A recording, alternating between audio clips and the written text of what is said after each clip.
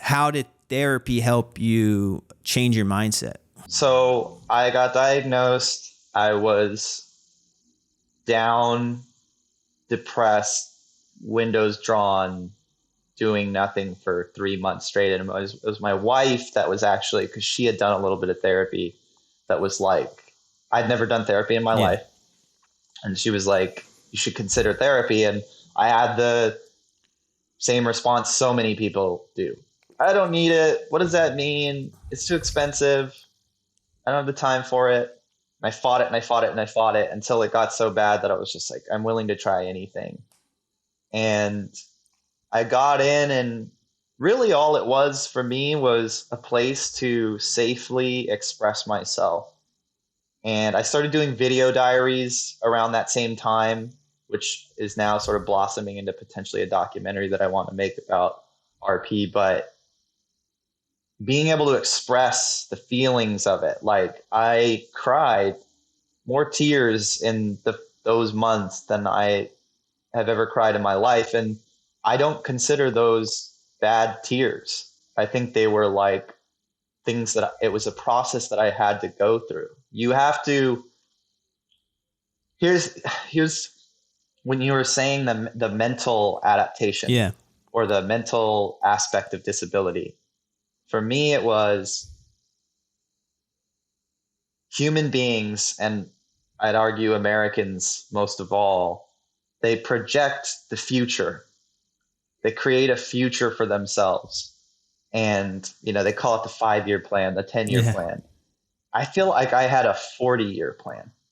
I literally was and a lot of that, we won't go into it, is just something to do with my anxious nature and trauma and stuff where I need everything to be sort of figured out. And so I was a very organized, sort of rigorous person prior to my diagnosis. And I was like, okay, I'm going to make my first feature by this age, and then I'm going to make my second feature by this age.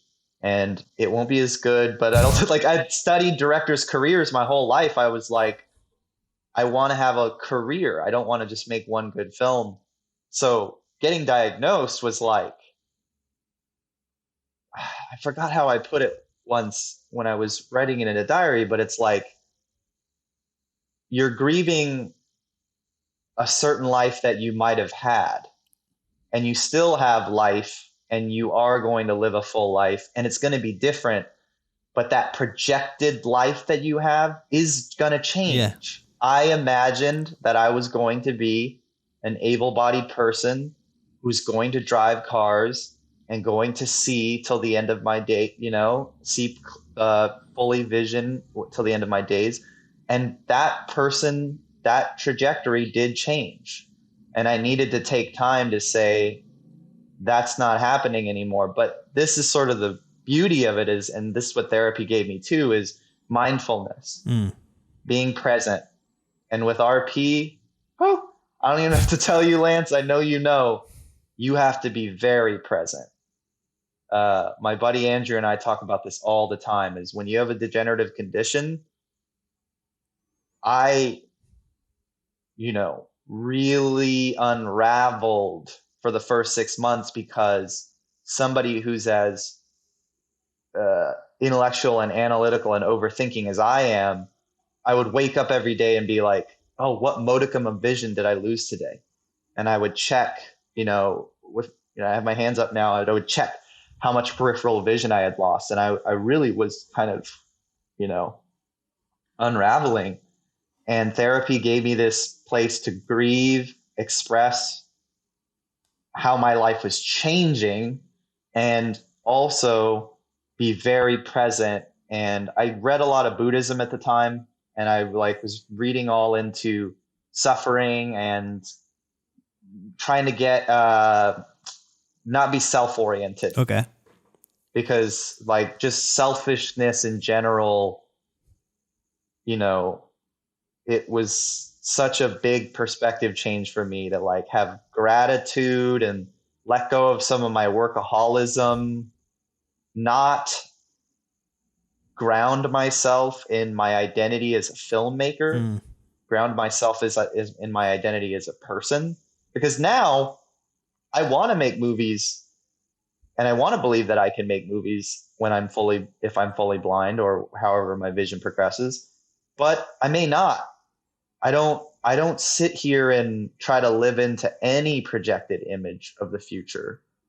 And I just, you know, if I make two movies and I end up something changes and I don't want to make movies anymore and I decide I want to do something else, that's okay too. It's all about, you know, letting go of, yeah, that was the big disability, and my diagnosis truly gave me that. It shook me of a lot of these things that I were really grasping tightly onto in terms of my identity. And now my identity is founded in like much healthier things like my family and my faith in certain things that like,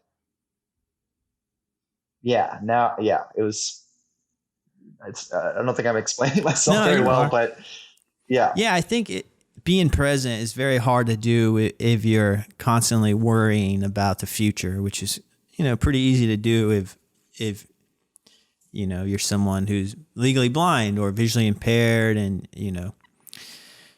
you're like, you're trying to think about your career, because career equals money, but it also yeah, equals fulfillment, in terms of just you have this passion for filmmaking. What happens if that technically could be taken away from you? You fear yeah, your passions having, you fear everything you care about is going to be taken away from you because of your disability. And sometimes that fear can weigh on you. It can be like a dark cloud following you around. And I noticed that it followed me around more before I came out as someone with RP. It used to follow me around a lot more. And the more I'm open, the more I seem to be a little bit more present.